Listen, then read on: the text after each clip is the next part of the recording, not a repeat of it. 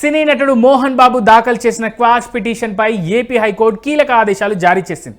Kidnap కేసులో arrest నుంచి రక్షణ కల్పించేందుకు హైకోర్టు నిరాకరించింది. క్వాష్ పిటిషన్పై తదుపరి విచారణ మార్చి 3వ తేదీకి వాయిదా వేసింది.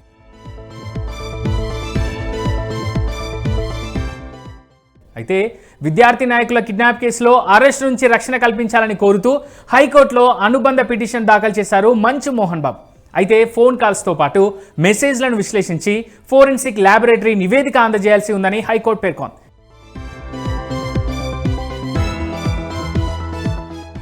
ఈ దశలో ఎలాంటి మధ్యంతర ఉత్తర్వులు ఇవ్వలేమని హైకోర్టు స్పష్టం చేసింది.